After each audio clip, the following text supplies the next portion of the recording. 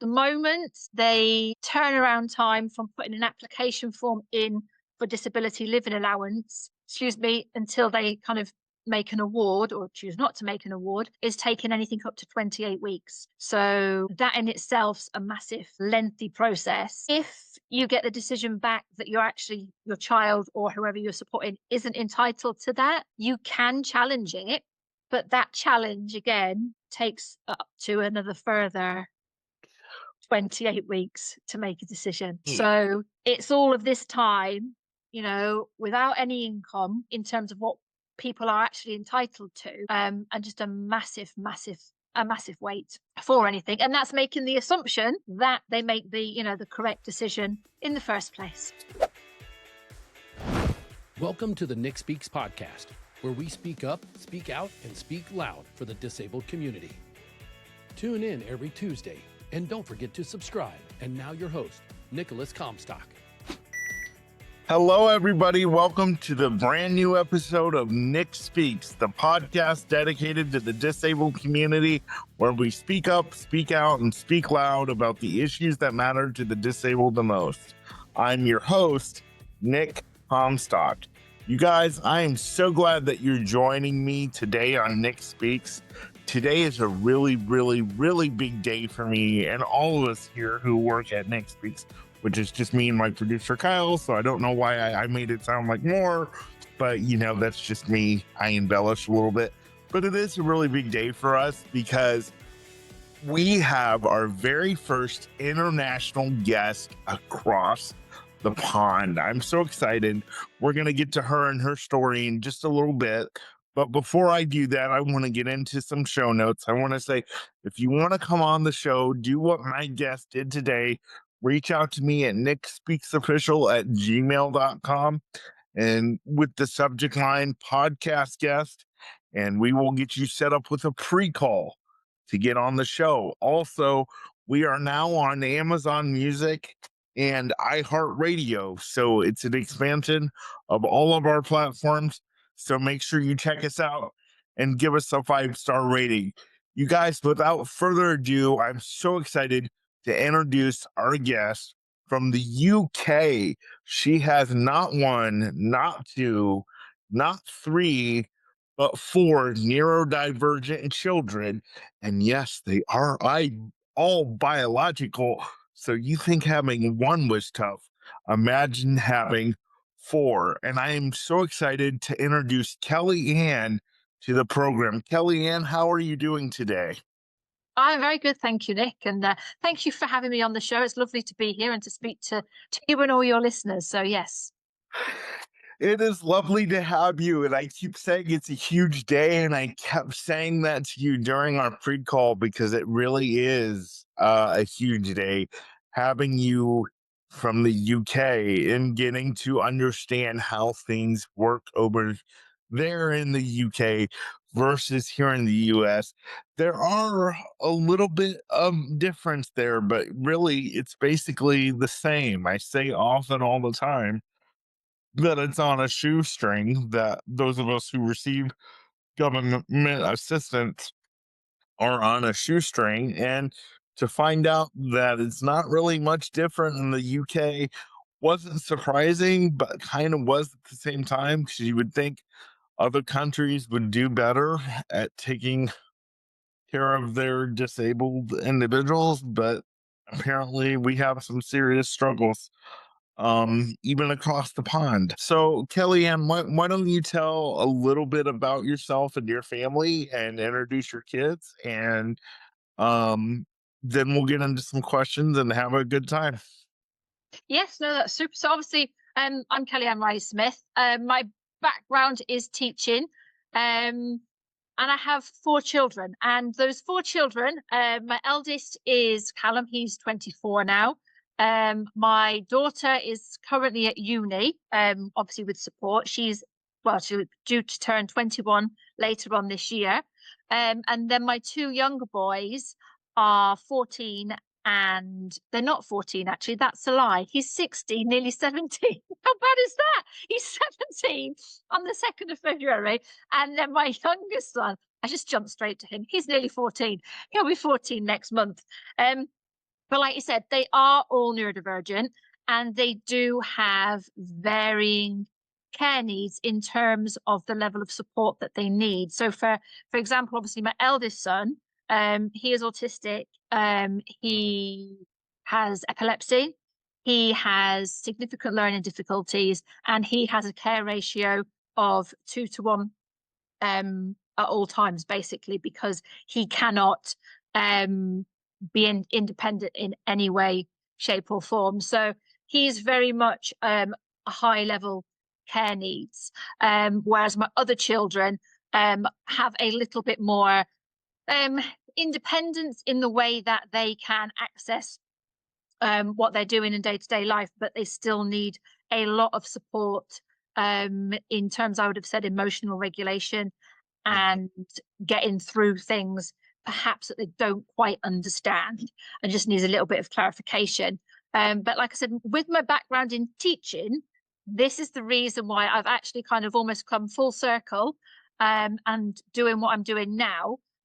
Whereas I support parents of autistic children with sleep difficulties, obviously relook at their sleep routine so that their children and the whole family can get a good night's sleep. So now I'm actually working from home, which is obviously very good in terms of it's flexible. The children have got me when they need me, but I am now an autism and anxiety sleep specialist.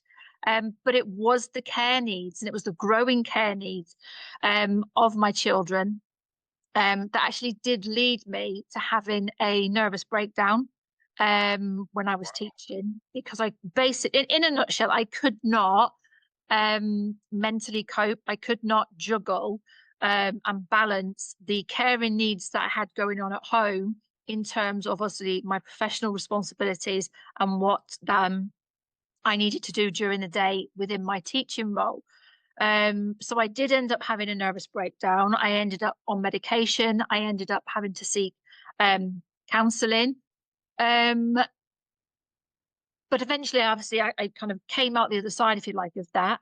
Went back to teaching, but it was never the same because there was never that support that I needed really in terms of I needed to be at home really. I needed to have that flexibility where I could take my children to the hospital appointments that they needed that came through, on the door, letters through the door. I needed to be there for them. So I ended up taking voluntary redundancy just a bit over 10 years ago now. And I set up a online Facebook group where I supported fellow parents of autistic children, generally in all aspects of caregiving.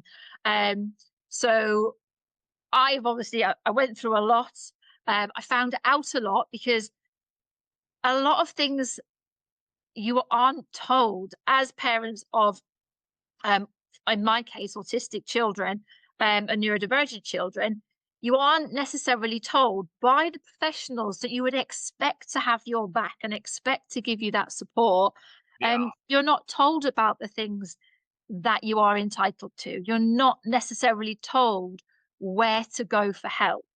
So it is a case of kind of having to find out for yourself.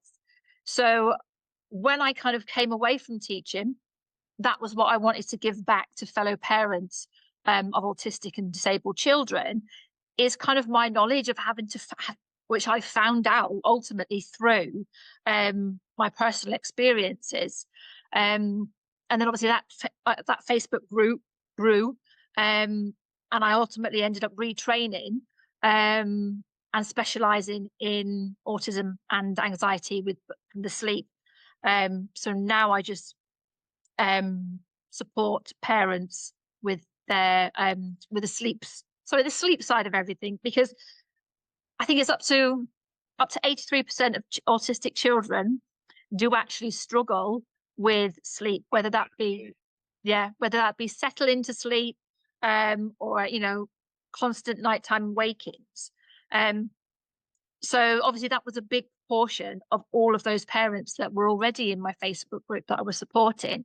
Yeah. So now I'm able to kind of, what I say, give them that kind of foundation layer, because as we all are probably more than well aware, that when you're able to get a good night's sleep, you know, your body's much more rested mentally, you're much more alert the following day to actually, in theory, be able to be better, in a better position to be able to cope and deal with whatever nonsense, and whatever challenges that day brings, in every other kind of aspect of, you know, what entails bringing up, and raising autistic and disabled children. So that's kind of me in a nutshell. Yeah, so I wanna go back a little bit. So before you had your first child, did you grow up around anybody with disabilities whatsoever?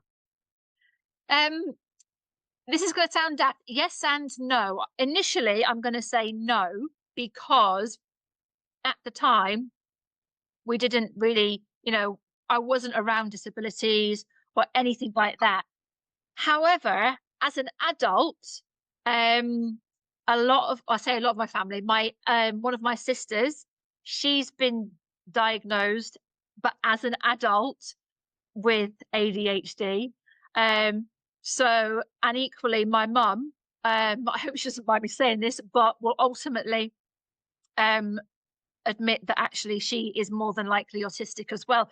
So although I wasn't maybe aware of growing up around disabilities, the fact that I was in an unknown, if you like, an unknown neurodivergent household, um, I think maybe perhaps um, s- automatically steered the way that I parented um, my children. I'm not really sure is the honest answer without that. Um, But in term thinking about that, it's that, you know, that hidden disability, and they were all diagnosed um, as adults, but clearly it's not like it was something new. So yes. So that's very interesting. So when you found out you were pregnant with the first one, and you told me in your pre-call that they didn't get diagnosed until they were like 2, because there was some type of testing that the medical system over in the UK goes through. Can you tell our audience a little bit about that? Yes, I mean it has. When obviously you have a child, obviously you have health visitors that will come, and they will give you kind of regular check-ins, and make sure that your child is hitting developmental milestones that are expected. Um, my son didn't hit his developmental milestones, and I did kind of express concerns, but by being I was obviously a first-time parent, and I had obviously a son, a boy, and I was just kind of fobbed off with boys are lazy, they'll do it in their own time, and I was kind of made to feel a little bit like a neuron, you know, just a bit like I didn't know what I was talking about, and I was a bit crazy, and I kind of thought, okay, well, it's obviously me. I'm a first time mum. I don't really know what I'm doing. Um, but actually, I did. And by the time he was 2, it was apparent that things weren't developing, or he wasn't developing in terms of what was expected for those milestones. Um, so every child in the UK, when they are 2, they have a 2-year developmental check. And basically, my son wasn't hitting anything that he was supposed to be doing developmentally wise at 2. Um, I was told at the time that no professionals would get involved for any kind of further testing or any further investigations until he was 2. So even though I knew that something, shall we say, wasn't right, um, nothing happened until he was 2 years old.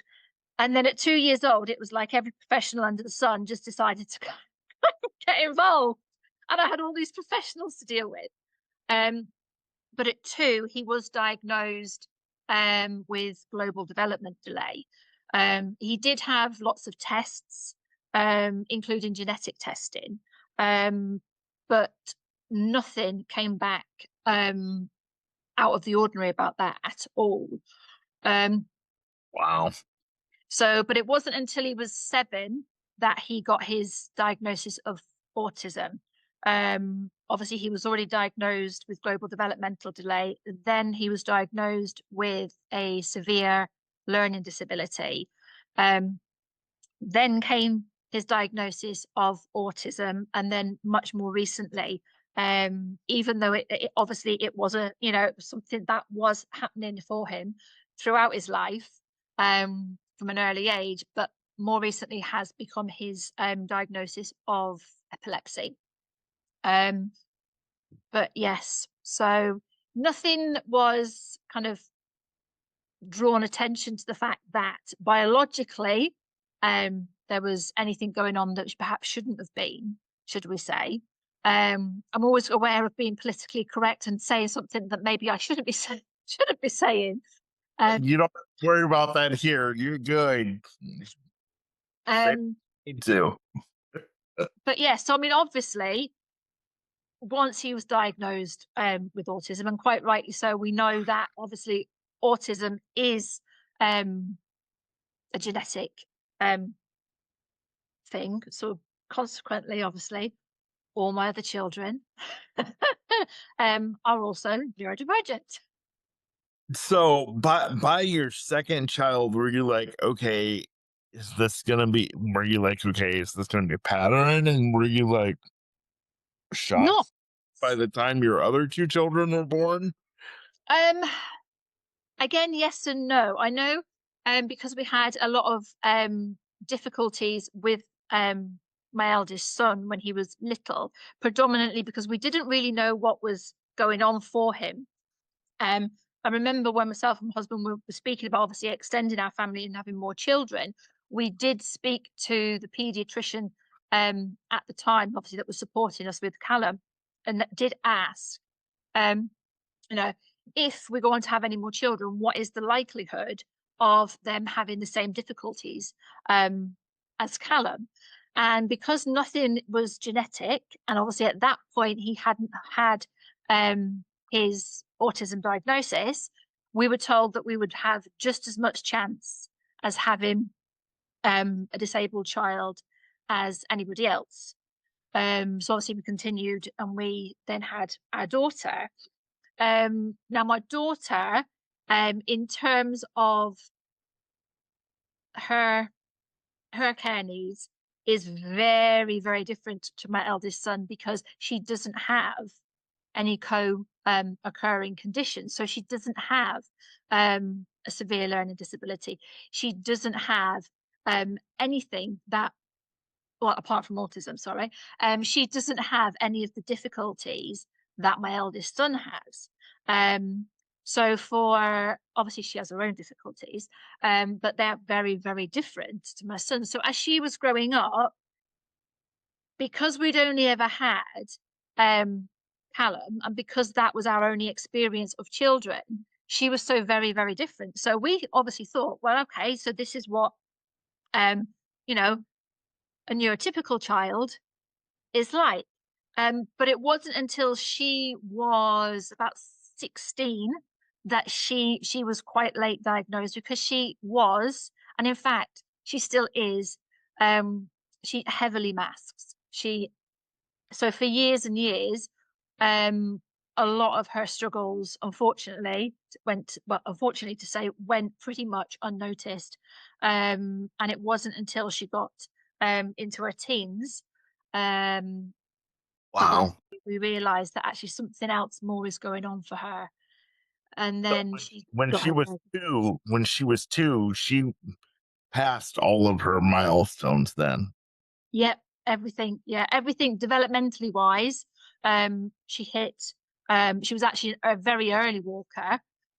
So in terms of what's should we say expected of a child as they hit those developmental milestones, she was hitting all of those as she was going along. So there was no, from a medical point of view, there was no kind of cause for concern at all.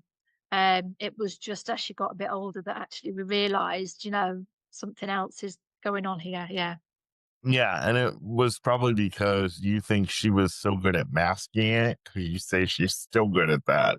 Yes. Yeah, very much so. Yes. Mm. She doesn't like to seem different. She doesn't like to kind of stand out. Um, Yeah. so she just kind of, yeah, mask a lot of the time. Yeah. You talked about in the very beginning, a little while ago that you had a nervous breakdown. Did this happen after all of your children were born? And do you think it contributed to your four neurodivergent Um, children? it's it occurred. I'm just thinking now. um, I think it was just when we had three children.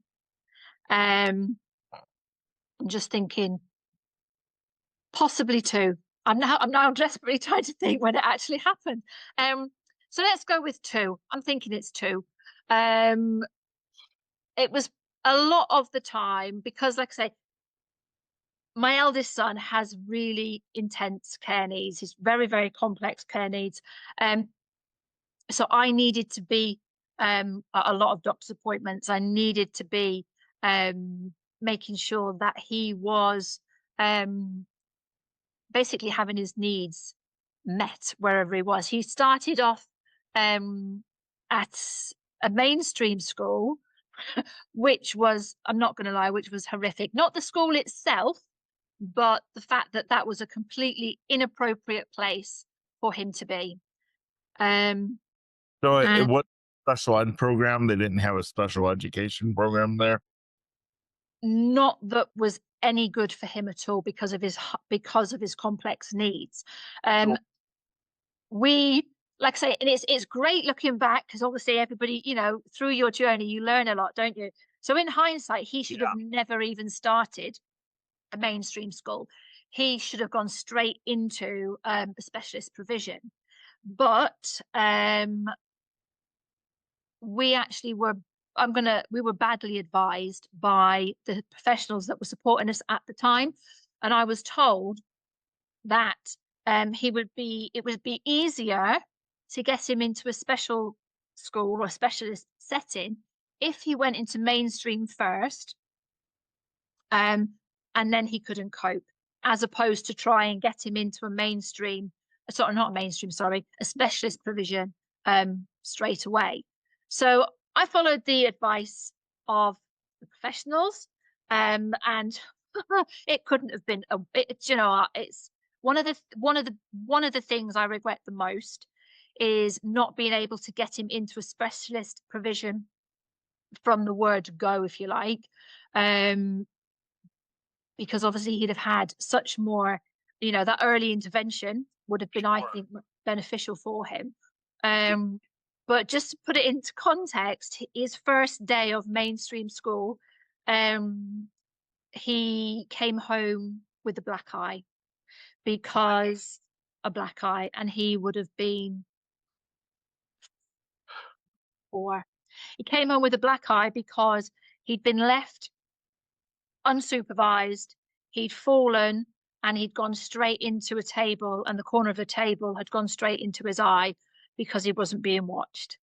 Um, and then it was just kind of a bit of a catalogue of errors, even down to the fact of he didn't have his own peg to hang his coat on.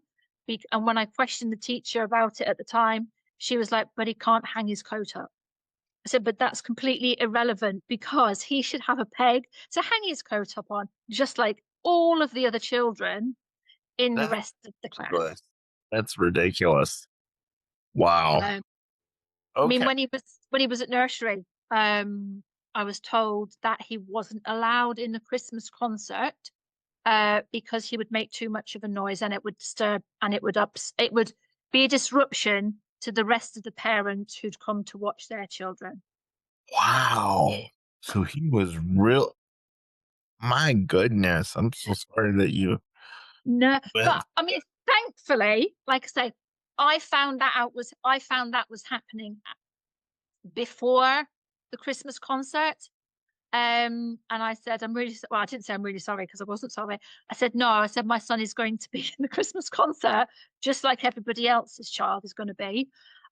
Because that's, is entitled to do exactly the same as what everybody Sure. else. Um, Absolutely. he just needs more support to be able to do that.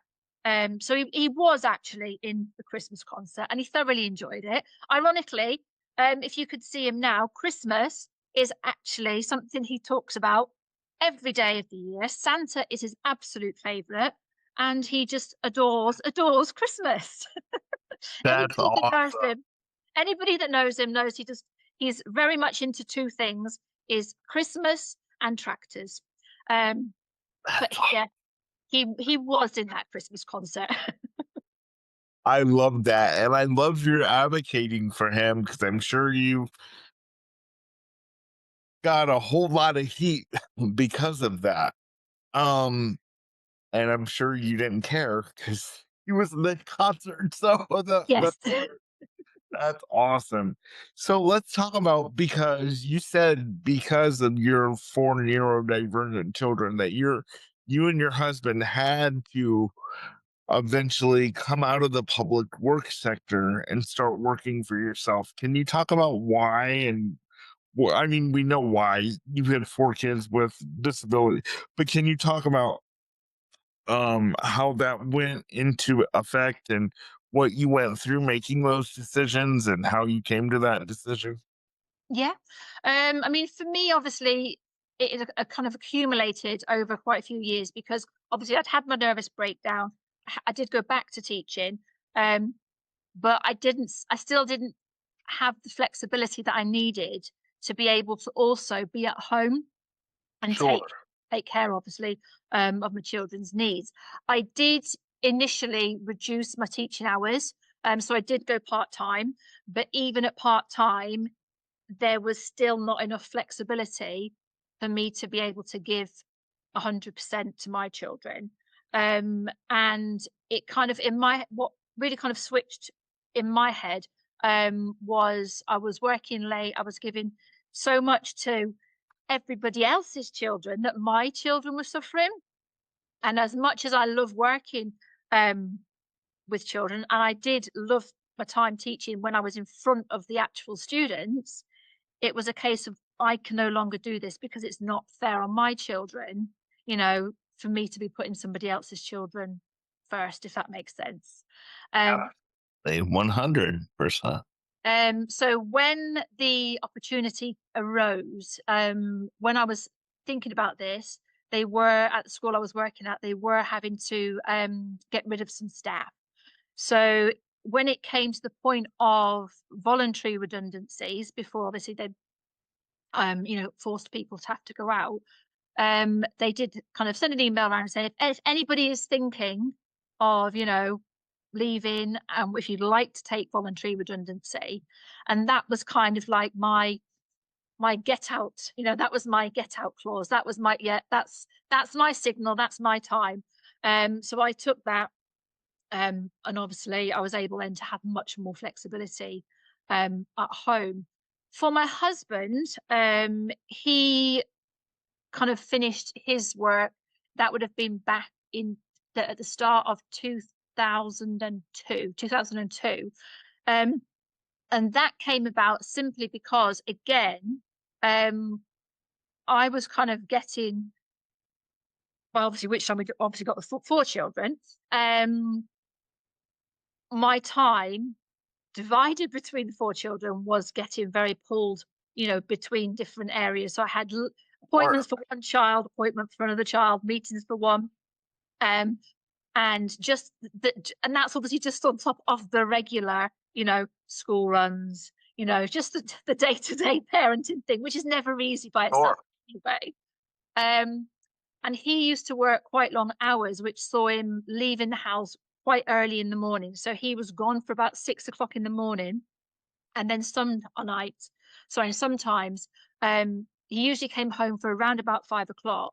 And but then there would also be the odd occasion where he would have to go back to work and do like an evening shift. So he was out, I would have said, more than he was in. And obviously when he wasn't, because he only worked Monday to Friday, so the weekends in terms of his support made such a difference to not just me, but to the I'll start again. The family dynamics as a whole. It was like, really, this is what we need to be doing on a full-time basis. My husband as well had started to get very disillusioned and very kind of a bit depressed and with the job he was doing. I think primarily because he was out of the house and away from us for such a lot of the time. But that was starting to affect his mental health a little bit as well. Yeah, of Um, course. so we've kind of just said, right, there was never going to be a good time, because obviously financially we were going to take a big hit, because he was bringing in more money. He was the kind of main earner anyway. So the minute that we said, you know what, we're just going to have to, you know, bite the bullet, Yeah. do this for our own health, because obviously, yes, money, we know we all need money, you know, everything costs. But I always say above money and above finance has to be your health and well-being, because that's something that actually you can't ever kind of, you know, get back. And for me, that's always had to be the top priority. Um, so we did ask for his employer to consider a more part-time role, but that was just a blanket no. There was no flexibility there whatsoever. So it was just a case of, right, well, I'm really sorry, then we're going to have to kind of, he handed his notice in. He did go back and do a little bit of work for them after he left their employment on a self-employed basis, um, until he had an accident. They just then saw him. I don't know why I'm laughing. That was really not very kind, was it? Um, but he had an accident, um, which meant that actually he couldn't then go back and do that job um, So again. is he physically disabled now, or is he Um, okay? he is okay. I don't. He does actually have his own problems. He had what the accident was he actually caught his hand in a table saw, um, Oh my goodness. which saw him. I mean, he was actually very, very lucky not to lose any fingers. They managed to actually, um, you know, reattach them, sort him. I say sort him out. He's actually still waiting for an operation now on that hand, and that happened um, literally 2022 as well. So he's still having ongoing problems with that. Um, and he does actually have his own health issues, which again didn't come until after he left his job role. Um, but again, in hindsight, I suppose he would say everything happens for a reason, but he wouldn't have been able to continue his job role with the health conditions that he's got at the moment. And My obviously, which God. that's it. Yeah. So how has having your husband out of the workforce and you out of the workforce now with your husband with his own health problems, how is this all hindered you financially? Like, are you guys barely making it? Are you okay? Like, what's I the would status? say I would say we're just above about scraping by is the honest answer. Um, Obviously, like I say, when he left, it was a big hit for us financially. It is that whole kind of look into what support you are entitled to. Again, um, everything seems to be a fight, so you have to fight um, to get any disability benefit. You can't claim. We have what's called carers allowance over here, which is if your child or an adult is in receipt of either disability living allowance or personal independence payment, and you have to care for them over 35 hours or more a week, as long as you're not earning over £195 a week after any deductions, then you are, in theory, entitled to what's called carer's allowance, which is a set rate of £83.30 a week, which obviously equates to about $111 a week. But you have to wait until your child or the adult you're supporting gets awarded disability living allowance or the personal independence payment before you can even put a claim in for carer's allowance. At the moment, they turnaround time from putting an application form in for disability living allowance, until they kind of make an award or choose not to make an award, is taking anything up to 28 weeks. So that in itself's a massive, lengthy process. If you get the decision back that your child or whoever you're supporting isn't entitled to that, you can challenge it. But that challenge again takes up to another further 28 weeks to make a decision. Right. So it's all of this time, without any income, in terms of what people are actually entitled to, and just a massive wait for anything. And that's making the assumption that they make the correct decision in the first place. So you're waiting a good chunk of the year, 20 weeks. I mean, here in the US, it's like maybe 30 to 60 days at most, to wait on any decision like that. Yeah. 28 weeks. Wow, that's crazy. So I you mean, obviously, sorry, I was going to just say, some people do get that dealt with much quicker. But obviously that's kind of, how long it can take. Yeah, it depends on who's pushing the paperwork.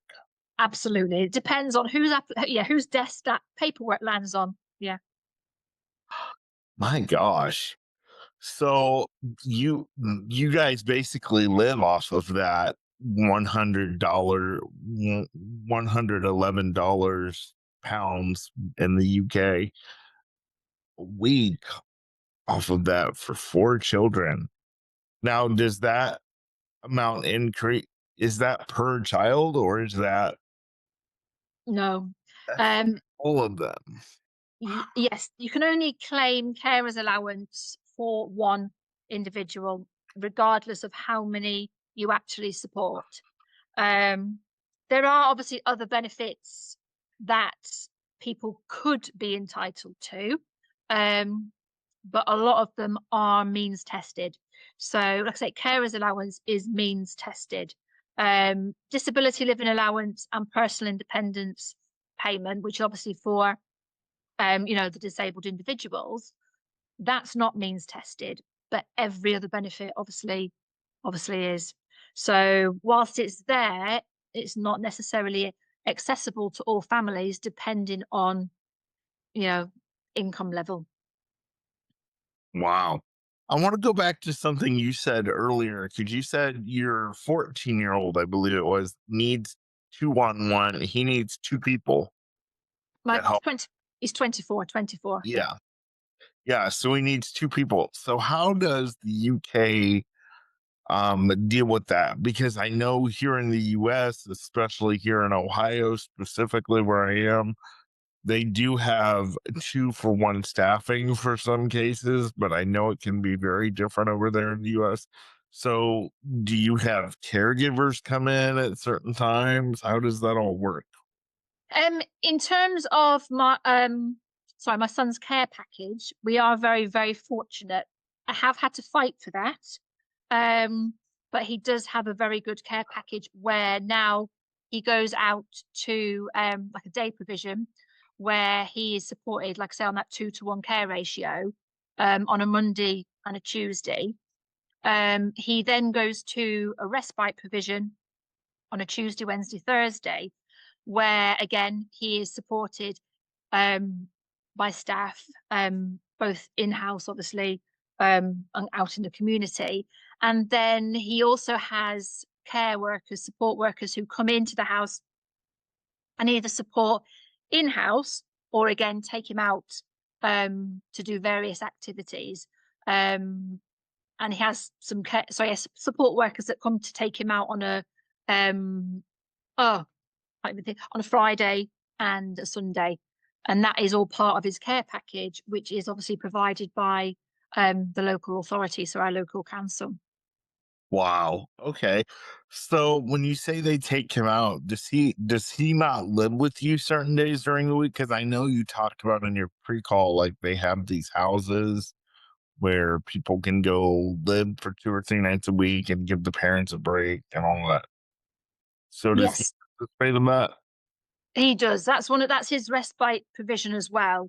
On a Tuesday night, a Wednesday night, and a Thursday night, he's not at home. Or a Wednesday day, obviously, and a Thursday day. So we basically drop him off on a Tuesday evening, and then we pick him up on a Friday morning. And whilst there are these respite provisions available, there's nowhere near enough in terms of need. So there are so many families out there that desperately need support and desperately need respite, and there just isn't the provisions. And they're just not getting the support that they need because it's just not available in terms of how many need the support and the amount of facilities that there is in the UK, unfortunately. Yeah. Yeah, it sounds a lot like here, because you keep using the term that you have to fight for everything, and that's the same way it is here. Yeah. And I'm glad to know that. I'm glad to know that there are people that are still having to fight out in their neighboring countries to get the services that are needed. Because I'm always questioning what's it like in other countries. I've heard people say that Japan is better at services. I've heard people say that, you know, other places like the UK may be a little bit better, but I'm so glad that you're here expressing this because it makes me feel like, okay, they have a lot of the same issues. Now, the difference between the UK and the US is that there is a bigger chunk of money that people with disabilities are allowed to have. Here in the US, we're not allowed to have anything over $2,000. But in the UK, you're allowed to have $8,000. This is in US terms. I'm using Yes. terms. Yeah. And But that is if you're in receipt of universal credit, which is obviously another benefit for, low income families. If families with children and obviously additional needs and disabilities aren't entitled to universal credit because obviously they're earning too much, there is no cap on how much money they can have, and in terms of they can still be in receipt of disability living allowance and personal independence payment, regardless of how much money they've got. so is the universal credit, is that basically the social security system in the UK? Or is that Pretty something much, different? yes. Yeah. Okay.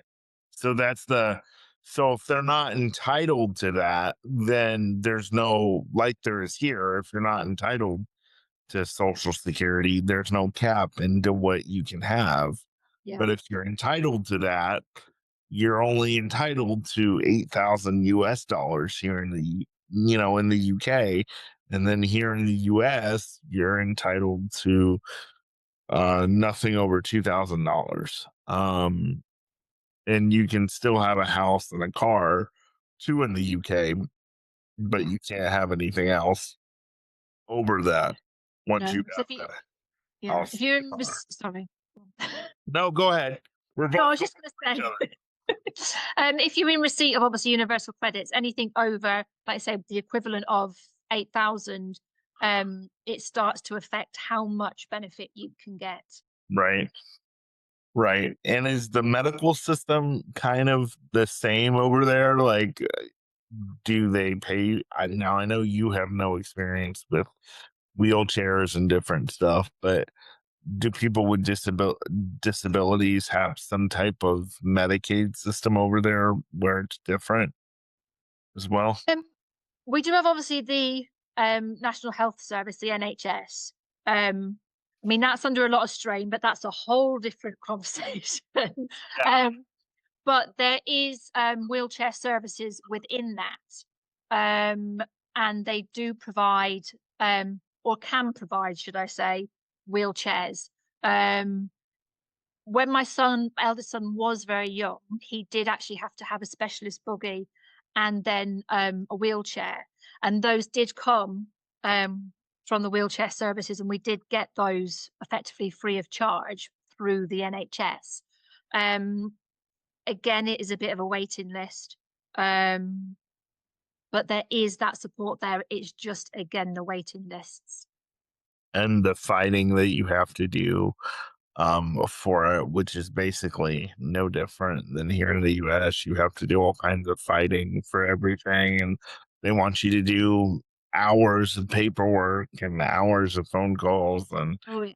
I know you as a mom, just like my mom did when I was growing up. She spent hours. She could have had a whole career just spending hours on the phone with insurance companies and all that going on. So I know that's the way it is for you. Very Uh, much so, yeah. we talked about in your free call, I asked you about what kind of strain, if any, did this put on your marriage? Because I talked about here in the US, mm, people with disabilities and their parents that have folks with disabilities in their families are at a really high divorce rate, like 90% is what I was told. Is at 90% allegedly speaking. So how is that? Is that the same in the UK? And how has the stress affected your marriage, if any at all? I mean, I'll be honest, I don't actually know the official statistics in terms of the divorce rate over here, but I do know that obviously it has it has put pressure on my relationship with my husband and marriage, and equally I know it puts a lot of pressure on a lot of people's marriages to the point where a lot of families um obviously do have to separate due to everything that's kind of going on. I think the biggest thing is because you're always on the go. You've never got time to kind of be a couple anymore. It can be very difficult, like I say, especially if you've not got other people that you can rely on in terms of maybe taking the children out, or even, for you to be able to go out for them, to have somebody to come in to spend a couple of hours with the children so you guys can kind of be a couple. Equally, um, it can be a case of, where there's so many different medical appointments going on and there's so many meetings, it can put a strain on the relationship if one parent is the one that is always having to go to those meetings because perhaps the other one can't get away from work. Um, and that the kind of the load that that bears in themselves in terms of that level of responsibility as an individual as opposed to a couple can be massive. I know for many years, many years, I was the only one in appointments, talking to, a sea of different professionals, until Yeah. my husband was able to kind of, you know, finish his employment. Um, and there's just again, a lot of parents don't always actually agree on the kind of course, um, of, I don't want to say treatment, well, I suppose treatment depending on what your disability is.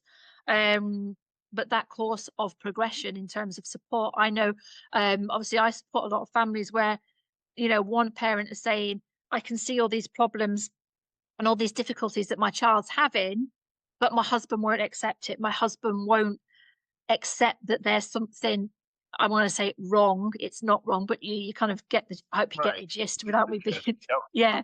And so then if there's one parent who's trying to push for the support, there's the other parent that's saying, there's nothing that needs to be done. And obviously that then drives a wedge between couples as well. Sure. Sure. So I want to talk about a couple of different things before we wrap up. I want to talk about the big difference between the food assistance program in the US and the food assistance program there in the UK. Because here, now it is under a lot of scrutiny right now, and the current administration here is working to fix that against a lot of people's wishes, but it needs to be fixed.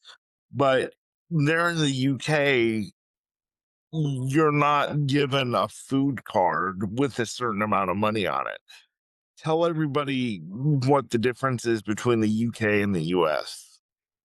In terms of, like a food voucher or food card, there isn't there just isn't anything like that.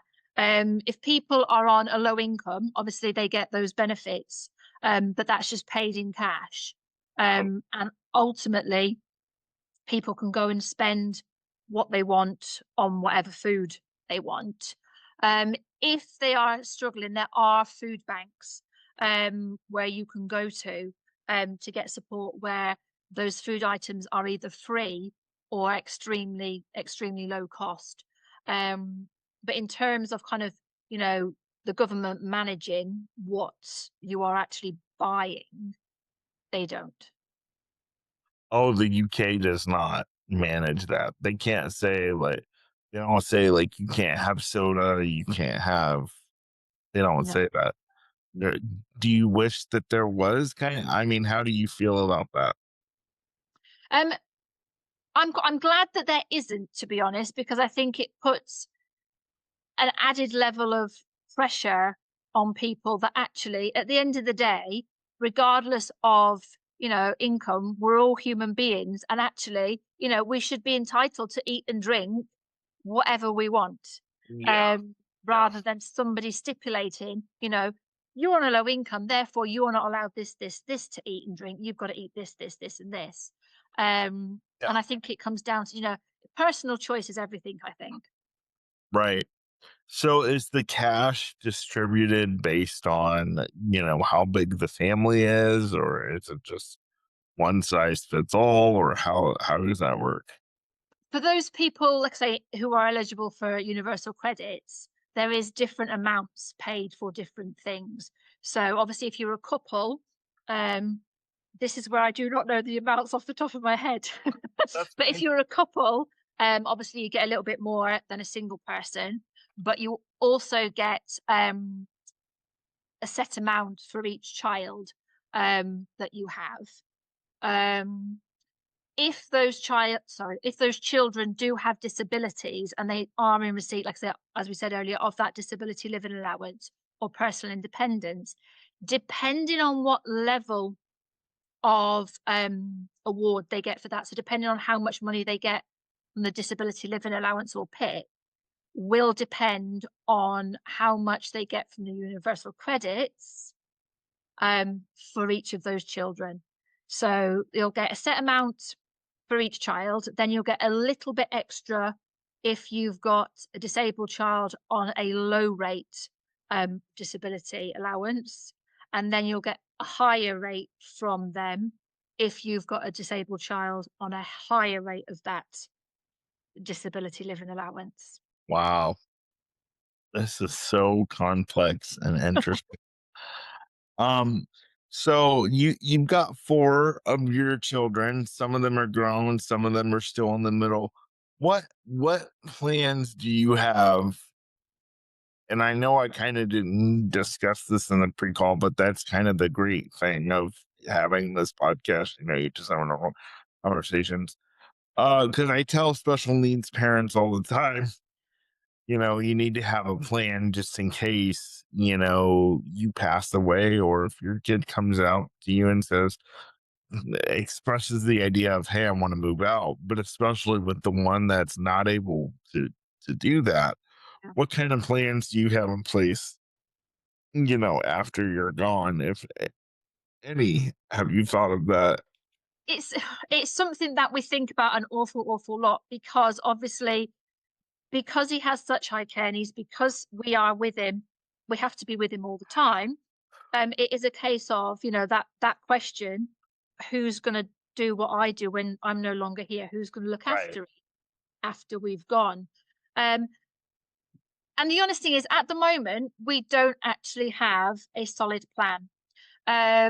We do wish him to stay in the property that we're in at the minute, because not so long back we did have it adapted for him, whereas he now has his own bedroom on the ground floor. He has his own wet room, and the way the house is kind of set out, we could kind of separate that area so that he could have his own kind of little independent flat, if that makes sense, and carers could come in and out of that certain area of the house. So that's the only thing that we would um, like to happen. But then on the other side, we think, well, actually, if we're no longer here, um, he's not going to be able to maintain the house. Would he be better going, full time where he goes at the moment for 3 nights a week? Um, and I would be quite happy with where he is, where he goes now for 3 nights a week.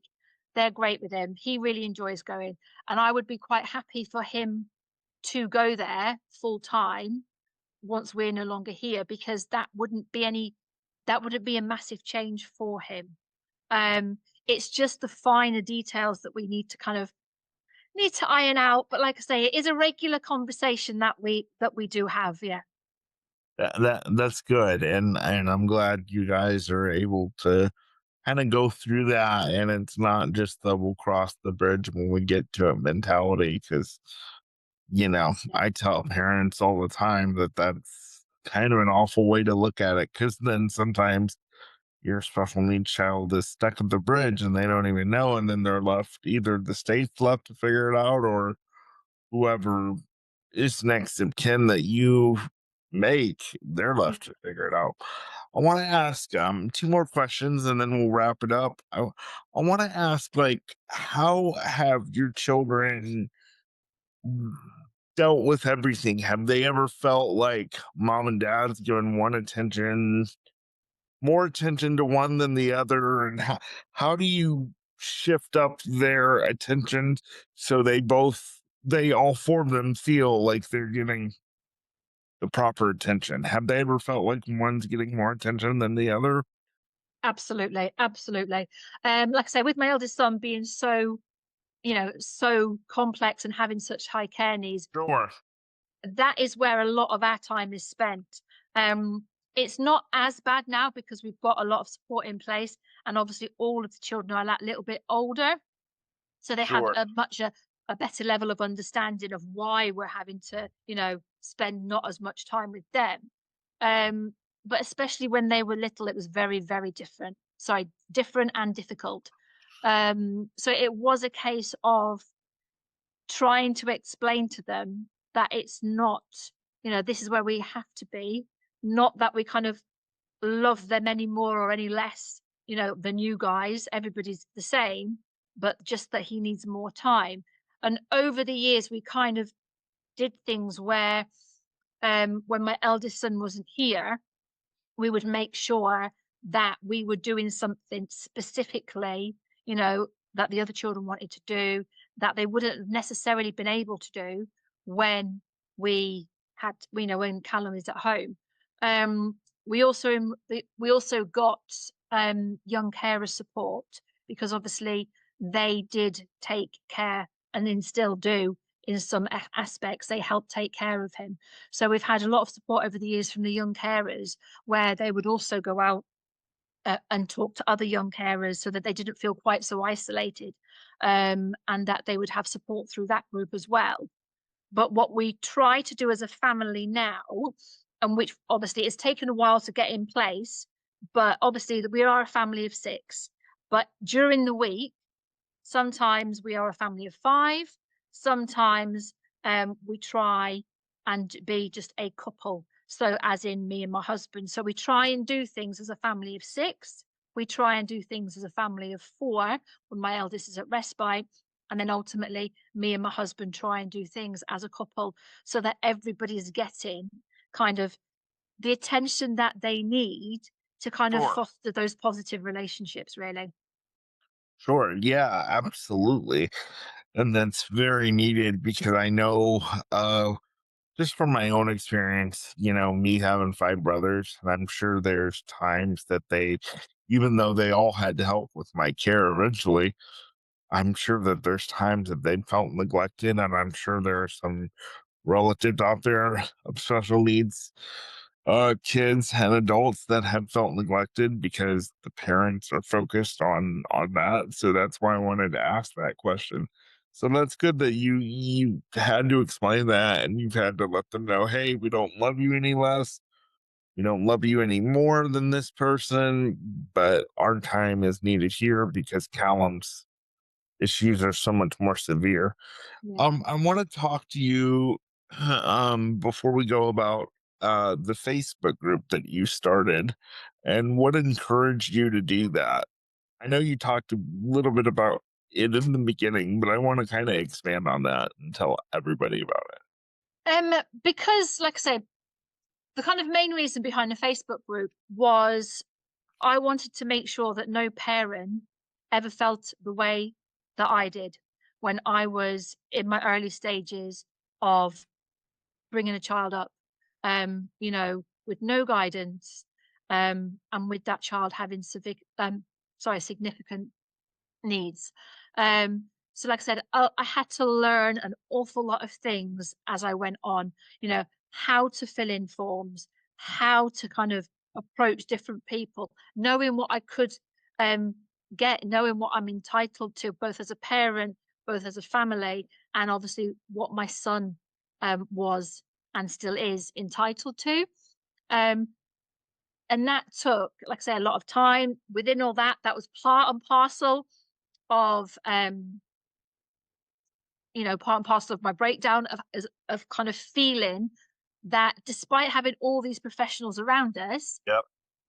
feeling completely isolated and actually having no real support, because at the end of Yep. the day, the professionals kind of clock off. It's their job. You know, they get to go home and they actually have a completely different life. So there's no personal understanding because they don't live that life.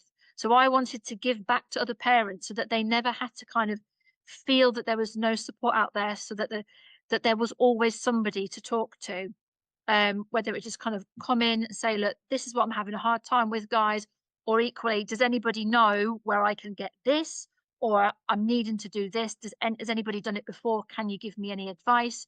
So kind of just a big family community of support, really. So that's how that started. And that's how that's kind of grown to what it is today, where I just literally still kind of support people, obviously, in that respect, but it's much more focused on anxiety and sleep. Yeah. Yeah. And so, how many people are in that group now? At the moment in my Facebook group, there's 4,000 families. Wow.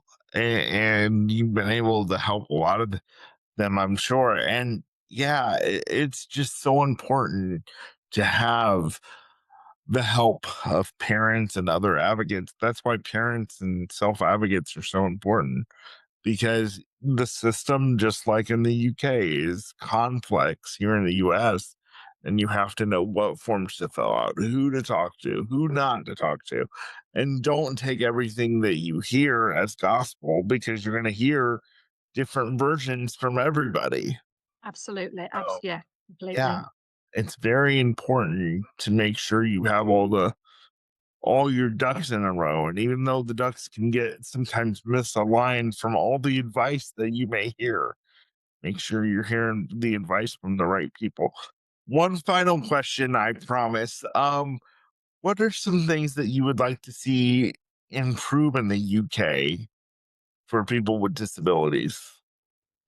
I think what I'd like to see improve is the level of understanding from those in charge who are actually making all the decisions that affect our lives. Because what seems to be happening at the moment is just the people in charge, at both local government and central government, there's no actual understanding of real understanding of disability and how that impacts, the individual's lives, the whole family's lives.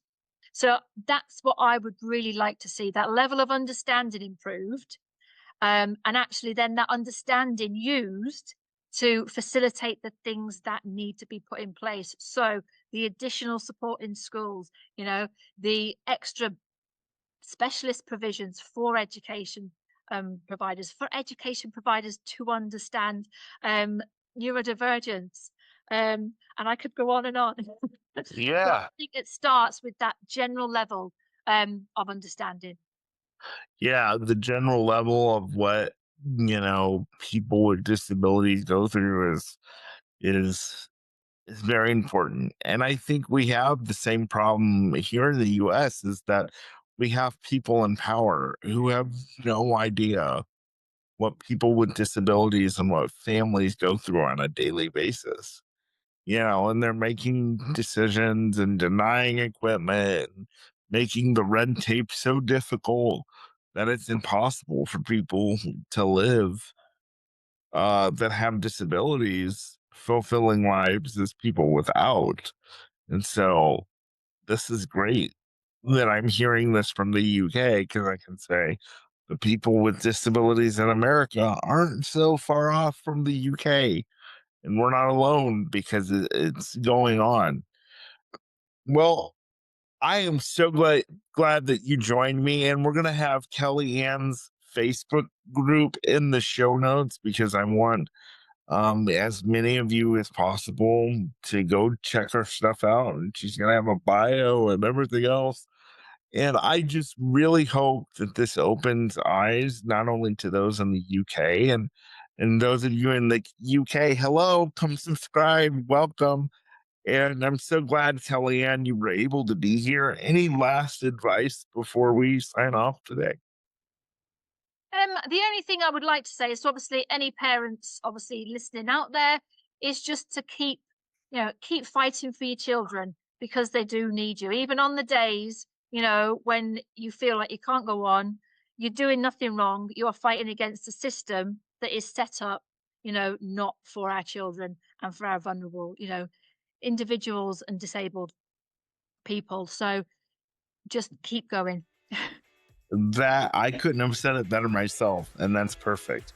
You guys, thank you for joining us today on the Nick Speaks podcast, the podcast dedicated to the disabled community, where we speak up, speak out, and speak loud in the disabled community about the issues that matter to the disabled the most. I'm your host, Nick Comstock. Thanks to my guest, Kellyanne, for joining us today from our friends over across the pond in the UK. We will see you guys next week. Bye-bye. Thanks for tuning in to the Nick Speaks podcast, where we speak up, speak out, and speak loud for the disabled community. If today's conversation resonated with you, please like, subscribe, and hit that bell so you never miss a new episode. You can find Nick across all platforms by visiting his link tree in the show notes. And please leave a comment to join the conversation. Until next time, keep speaking up, keep speaking out, and keep speaking loud. This episode of Nick Speaks is brought to you by the Columbus Restorative Massage and Wellness Studio. At Columbus Restorative, every session is designed to restore balance to the body and mind. From easing stress and tension to supporting overall wellness, their team provides more than just a massage. It's a complete restorative experience. It's about truly restoring your body and mind so you can show up as your best self every single day. Whether you're stressed, sore, or simply need time to reset, their team knows exactly how to help you feel renewed. And listeners of the Nick Speaks podcast can enjoy 20% off their next visit by booking online and using the code SPEAKUP at checkout. That's SPEAKUP, SPEAKUP. Take time to recharge, renew, and restore with Columbus Restorative Massage and Wellness Studio. Now let's begin today's episode of Nick Speaks.